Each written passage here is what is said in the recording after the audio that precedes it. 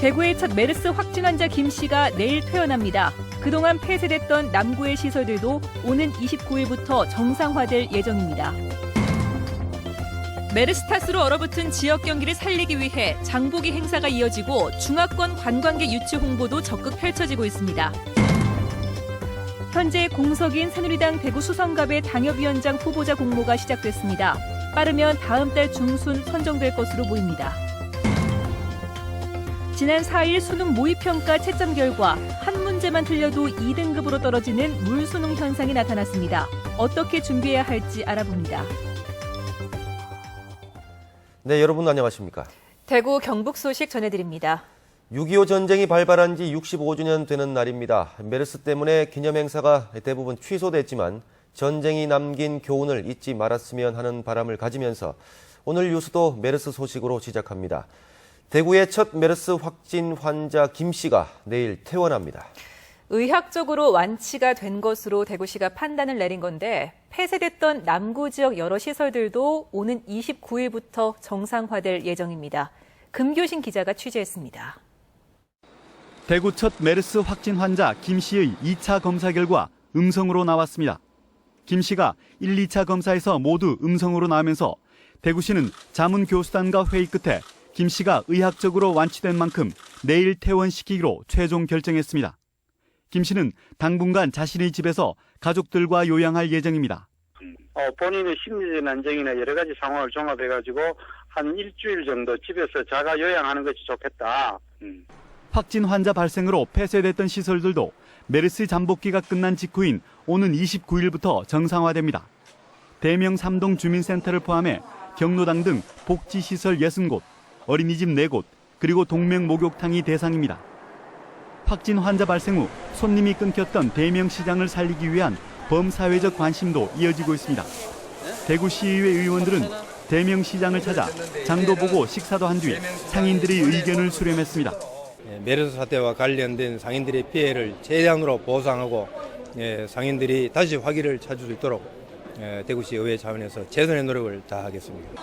지역 여성계도 적극 동참해 오늘과 내일 130여 명이 대명시장에서 장보기 행사를 이어가고 자유총연맹과 새마을회 등 사회단체들도 함께할 예정입니다. 또 대구도시철도공사가 전통시장 활성화를 위해 2억 원의 온누리 상품권을 구입하기로 결정하는 등 메르스 극복을 위한 사회적 참여가 확산되고 있습니다. MBC 뉴스 금교신입니다. 경북에서도 메르스를 극복하기 위한 다양한 노력들이 나오고 있습니다. 취소했던 행사도 조금씩 다시 열고 있는데 메르스 여파가 언제쯤 완전히 사라질는지 걱정도 많습니다. 김영일 기자가 보도합니다. 메르스 한파로 평소 손님들로 북적이던 전통시장은 골목마다 텅 비어 있습니다. 메르스로 사람들이 외출을 꺼리면서 전통시장의 매출은 이달 초부터 절반 이하로 줄었습니다. 대형 마트에 밀려 평소에도 힘들었는데 메르스까지 덮치면서 설상가상의 피해를 겪고 있습니다. 아예 그냥 시장에 사람들이 그냥 없죠. 그냥 저희들밖에 없고 하루 종일 있으면 그냥 뭐 어떻게 할 줄도 모르겠고. 이처럼 침체된 지역 경기를 살리기 위해 전통시장 장보기 캠페인이 벌어졌습니다. 경주를 시작으로 도내 23개 시군에 있는 전통시장에서 500여 개 기관과 사회단체가 참여했습니다. 온누리 상품권 8억 원어치를 구매해 다음 달 말까지 장보기에 나설 예정입니다. 전통시장 이용하기 캠페인을 대대적으로 전개를 하고 온누리 상품권 할인 제도를 비롯한 여러 가지 전통시장에 관련된 제도도 개선을 하고 숙박업소와 음식점의 예약 취소율이 70%를 넘어선 지역 관광업계도 메르스 극복을 위해 안간힘을 쏟고 있습니다. 경주에서는 메르스로 취소했던 보문호반 달빛 걷기 행사를 오는 30일 열고 주한 외교사절과 외신기자 초청 답사 여행도 기획하고 있습니다. 특히 급격한 감소세를 보인 중국 관광객 유치를 위해 국제관광 박람회 참가와 중화권 TV 광고 등 다양한 홍보를 펼치고 있습니다. 중국 현지의 여행사를 대상으로 경상북도로 많이 올 수 있는 관광객 유치 설명회를 저희들이 적극적으로 펼치겠습니다. 다행히 경북에서는 지난 22일 이후 메르스 확진자 발생이 없고 모니터링 대상자도 계속 줄고 있지만 전국의 메르스 확진 환자는 매일 꾸준히 늘면서 확산세가 꺾이지 않고 있습니다. 모두가 힘겹게 자구책을 찾고 있지만 메르스 확산은 현재 진행형이어서 언제쯤 경기가 회복될지 여전히 전망은 불투명합니다. MBC 뉴스 김혁일입니다.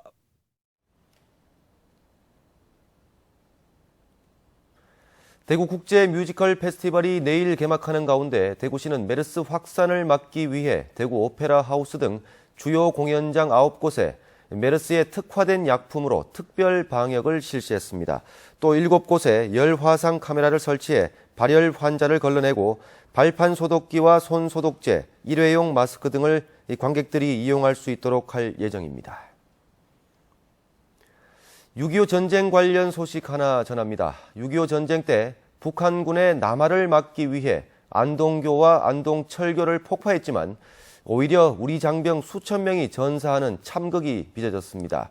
하지만 이들의 희생을 기념하는 흔적은 찾아볼 수 없어 아쉬움을 남기고 있습니다. 조동진 기자의 보도입니다. 1950년 7월 31일 조선 의용군 출신으로 조직된 북한군 주력부대인 12사단과 8사단이 영주와 문경 방면에서 남하합니다. 1차 낙동강 방어전선인 안동에서 북한군과 대치하던 국군 8사단과 수도사단에 전세가 불리하자 퇴각 명령이 떨어집니다. 북한군의 남하를 저지하기 위해 8월 1일 오전 6시 낙동강 철교와 안동교를 폭파하기 전에 퇴각하라는 지시였습니다. 그러나 8사단 16연대에는 8월 1일 오전 6시에야 폭파 계획이 전달됐고 미처 강을 건너기 전에 안동철교와 다리는 이미 두동강이 났습니다. 16년대의 전력의 77%인 851명이 북한군의 총알바지가 되거나 물에 빠져 숨졌습니다. 8사단 21연대 역시 전력의 50%를 상실하는 등 낙동강 전투 최대의 참사가 빚어졌습니다.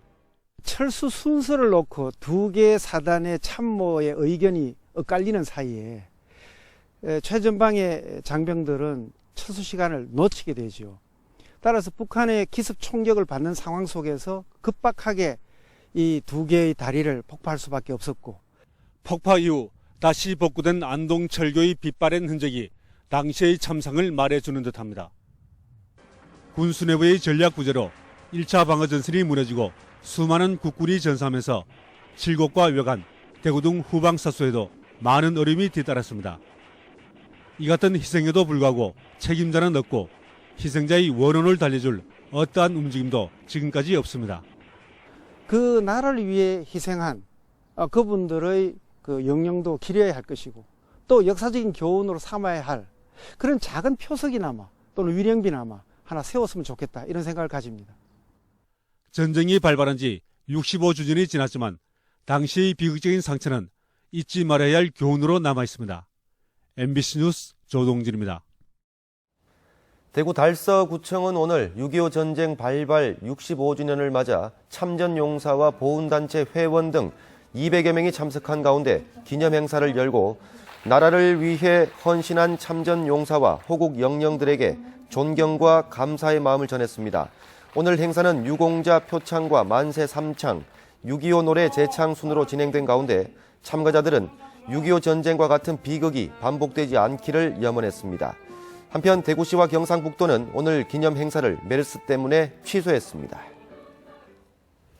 지난 4일 치른 수능 모의평가 채점 결과 국어나 영어는 한 문제만 틀려도 2등급으로 떨어지는 등 상위권 변별력이 약한 것으로 나타났습니다.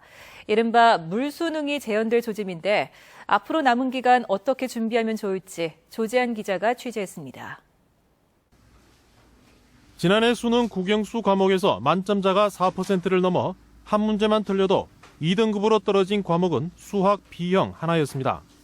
이번 모의평가에서는 국어 B형과 영어 두 개 과목에서 만점자가 4%를 넘었습니다. 영어는 실수를 하나라도 하면은 등급이 떨어지니까 조금 실수를 줄이는 그런 공부를 해야 될 것 같고 또 고난도 문제도 같이 풀어야 될 것 같다고 생각을 했어요. 국영수 변별력이 떨어지면서 탐구 영역 비중은 더 커질 전망입니다. 인문계 학생들은 국어와 사회탐구, 그리고 자연계 학생들은 수학과 과학탐구 영역의 변별력이 커질 것으로 보이기 때문에 이들 과목에 대한 중점적인 어떤 공부 방법이 필요할 것으로 보입니다. 한 학기가 지난 뒤 재수를 준비하는 반수생과 선택 과목 변경 등 여러 변수도 감안해야 합니다. 반수생이라든지 대학 재학생이 응시하는 경우도 있고 수시 합격자가 수능에 미응시하는 경우 여러 가지 변수가 있을 수 있잖아요. 수험생들은 문항별로 또 영역별로 자신의 강약점을 빨리 점검해서 이를 보완하는 계기로 삼으면 참 좋겠습니다. 최근 정시에서는 재수생 강세가 두드러지고 있어 재학생들은 전략적으로 수시를 노릴 필요도 있습니다. 수능 변별력이 떨어지면 상대적으로 학생부의 영향력은 더 커지기 때문에 고3 재학생들은 곧 치를 기말고사에서 과목별 등급을 조금이라도 더 올려놓는 것이 좋습니다. MBC 뉴스 조지환입니다. 현재 공석으로 남아있는 새누리당 대구 수성갑 선거구의 당협위원장 선정 절차가 시작됐습니다. 사실상 내년 총선 새누리당의 수성갑 후보를 뽑는 절차로 내일까지 공모를 받는데 빠르면 다음 달 중순쯤 선정이 끝날 것으로 보입니다. 박재영 기자가 보도합니다. 내과 전문의인 이덕영 원장이 오늘 기자회견을 열고 내년 총선 대구 수성갑 출마를 위해 새누리당 수성갑 당협위원장에 도전한다고 선언했습니다. 이로써 내년 총선에서 수성갑 지역 출마 의사를 밝힌 5명 모두 공식 출마 선언을 했습니다. 1차 관문이 바로 공석인 당협위원장입니다. 오늘부터 당협위원장 후보 공모가 시작됐는데 내일 공모가 끝나면 다음 달 초쯤 당 사무총장이 주재하는 조직 강화 특별위원회 회의가 소집됩니다. 조강특위위원이 현지 실태 조사를 벌이고 이후 심층 면접을 하게 되는데 후보를 걸러낼 가능성도 있습니다. 가장 높은 점수가 배정된 여론조사는 책임 당원과 주민을 상대로 진행합니다. 김부겸, 세민연 후보자의 상대적으로 이길 수 있는 후보자, 그리고 지역민한테 가장 다가갈 수 있는 그런 분이 아마 선정되지 않나. 새누리당 비례대표 강은희 의원과 김문수 전 경기도지사, 이덕영 원장이 오늘 서류 접수를 마친 가운데 임재화 변호사와 정순천 대구시 의원은 내일 후보 등록을 하겠다고 밝혔습니다. 당협위원장에 선정되면 내년 총선 후보 1순위로 올라서는 만큼 새누리당 중앙당도 상당한 부담감을 가질 수밖에 없습니다. 2012년 총선 이후에 많은 사람들이 정치 개혁을 얘기했고 그 중에 하나가 정당 공천에 관한 부분이었잖아요. 따라서 정치 개혁의 상징이고 이번에 아마 첫 번째 시금석이 되지 않을까 생각이 됩니다. 잠재적 대권 후보로 거론되는 김부겸 전 의원과 맞서게 될 새누리당 수성갑 당협위원장이 누가 될지 전국적인 관심사로 떠오르고 있습니다. MBC 뉴스 박재영입니다. 새정치민주연합 김부겸 전 의원이 김문수 전 경기도지사의 내년 총선 대구 수성갑 출마 선언과 관련해 재야 운동권 출신인 두 사람이 대구에서까지 싸움을 준비한다는 것은 정치인으로서 너무나 비애스러운 일이라고 밝혔습니다. 김부겸 전 의원은 두 사람 모두 망국적 지역주의를 타파하는 역할을 하는 것이 시대적 과제라며 김 전 지사의 수성갑 출마를 비판한 뒤 대의를 지키는 정치를 위한 싸움을 치열하게 하겠다며 각오를 밝혔습니다. 경상북도의회가 오늘 제10대 전반기 1주년 의정활동의 성과와 의정활동 방향을 발표했습니다. 경상북도의회는 지난 1년간 지방자치법 전면 개정에 주도적인 역할을 하면서 독도 현지에서 임시회 개최, 전국 최초 경상북도 의정포럼 출범, 전남도의회와 상생발전을 모색한 것을 주요 성과로 꼽았습니다. 신청사 이전과 지방자치법 개정, 동서화합 교류 본격화, 지방분권 실현 가속화 등 앞으로 남은 과제도 제시했습니다. 안동의 한 중학교 교무실에서 40대 여교사가 학생에게 폭행당하는 일이 벌어졌습니다. 동료 교사들이 보는 앞에서 폭행을 당한 해당 교사는 정신적 충격에서 벗어나지 못하고 있습니다. 엄지원 기자가 보도합니다. 사건이 일어난 건 어제 오전 8시 40분 1교시 준비로 분주한 교무실 안이었습니다. 이 학교 3학년 담임 48살 여교사 뒤로 14살 K모군이 달려와 여교사의 오른쪽 뺨을 주먹으로 가격한 겁니다. 들어와서 아마 얼굴을 이렇게 쳤더니 뒤에서 바로 이제 넘어졌죠. 치기 전에 교실에서 있다가 통제가 안 돼가지고 운동장에 나가지고 막 소리를 고래고래 지르고. K군은 폭행 직전 소지품 검사에서 흡연 사실이 발각되면서 담임인 여교사로부터 교실에서 훈계를 받은 상태.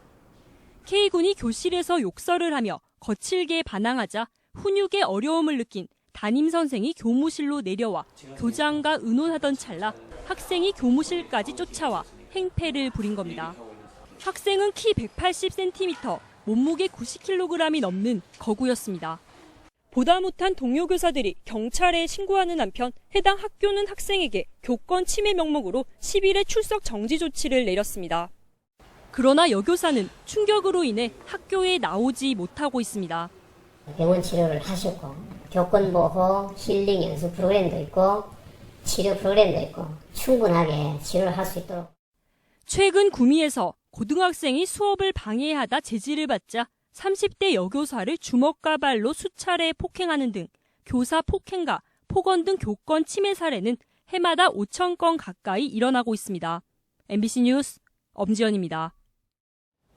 경산 모 대학교 기숙사에서 발생한 집단 폭행 사건과 관련해 해당 대학은 가해 학생을 기숙사에서 내보냈고 경찰 수사에 따라 퇴학 등 엄중한 조치를 취하는 한편 기숙사 사감과 생활관장도 인사 조치하겠다고 밝혔습니다.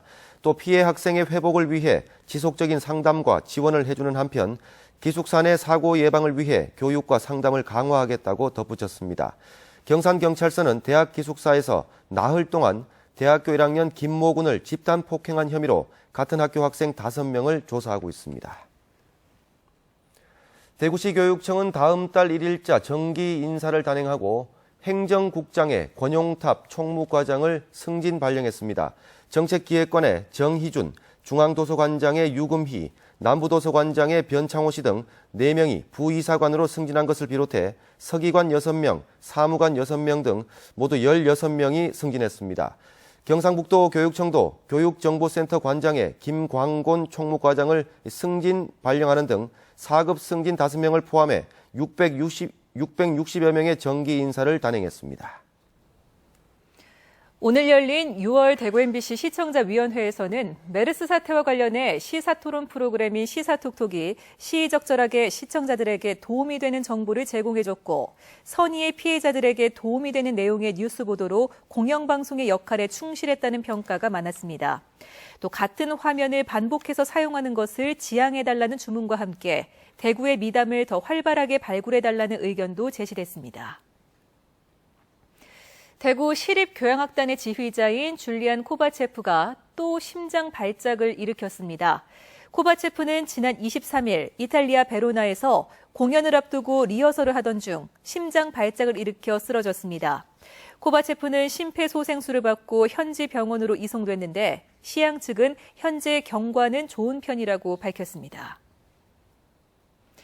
대구 강북경찰서에 따르면 지난 23일 정오쯤 66살 김모 씨가 검찰 수사관을 사칭한 사기 전화에 속아 북구의 한 신협에서 예금 6천만 원을 해약하려 하자 이를 이상하게 여긴 신협 직원 50살 최모 씨가 보이스피싱임을 확인하고 경찰에 신고했습니다. 최 씨의 신고로 경찰이 출동해 피해를 막아 경찰은 최 씨에게 감사장을 줄 예정입니다. 장애인단체와 인권단체 등으로 구성된 반빈곤 네트워크는 오늘 대구시청 앞에서 기자회견을 열고 다음 달부터 도입되는 맞춤형 개별 급여제도 탓으로 최저생계비가 무력화돼 결국 빈곤층의 권리가 후퇴할 것이라고 주장했습니다. 특히 송파 세모녀 자살 사건 등 빈곤층의 어려움의 원인이던 추정소득이나 조건부 수급 기준, 긴급복지 지원법 등은 오히려 퇴보했다고 지적했습니다. 지난 4월 총파업을 이끌었던 민주노총 간부들이 무더기로 구속된 가운데 민주노총은 오늘 대구지방검찰청 앞에서 기자회견을 열고 경찰이 집회를 방해하다가 벌어진 충돌의 책임을 덮기 위해 과잉 수사를 한 결과 42명이 수사를 받고 있고 4명은 구속됐다고 주장했습니다. 이들은 또 다음 달 15일 예정된 민주노총 2차 총파업을 막기 위해 검경이 강경 대응에 나서고 있다며 총파업을 강행하겠다는 뜻을 밝혔습니다. 청도 송전탑 건설 반대 시위를 벌였다가 벌금형을 선고받은 사회활동가 윤모 씨와 서모 씨가 생존권을 지키려는 주민과 이를 도우려는 사회활동가의 행동이 유죄가 될 수 없다며 벌금형에 불복해 벌금을 내는 대신 노역형을 결의했다고 밝혔습니다. 송전탑 건설공사와 관련해 업무방해 등의 혐의로 기소된 주민과 사회활동가들은 20여 명으로 징역 6개월이나 벌금형을 선고받거나 재판을 받고 있습니다. 대구지방법원은 지난해 5월 유사 성행위업소와 불법 오락실업자에게 자신의 건물을 임대했다가 파면당한 경찰관 A씨가 경북지방경찰청을 상대로 낸 해임 처분 취소 청구를 기각했습니다. 재판부는 불법 행위를 단속해야 할 경찰이 임대 수익을 얻으려고 묵인했다며 엄중한 징계가 필요하다고 판결 이유를 설명했습니다. 대구 서부경찰서는 수감 중인 남편이 나올 수 있게 도와주겠다며 돈을 받아 가로챈 혐의로 48살 조모 씨를 구속했습니다. 조 씨는 지난 1월 교도소 동기인 39살 고모 씨의 아내에게 전화해 잘 아는 고향 선배 아들이 대법원 주사보인데 잘 얘기해서 남편이 나올 수 있게 해주겠다고 속여 6차례에 걸쳐 240여만 원을 받아 챙긴 혐의를 받고 있습니다. 대구 서부경찰서는 지난해 6월 건축업자 55살 강모 씨에게 접근해 접대비 등을 주면 충남도청 내포 신도시 신축공사 수주를 따내도록 해주겠다고 속여 250만 원을 챙긴 혐의로 건축업자 김모 씨를 불구속 입건했습니다. 대구 경북 소식이었습니다.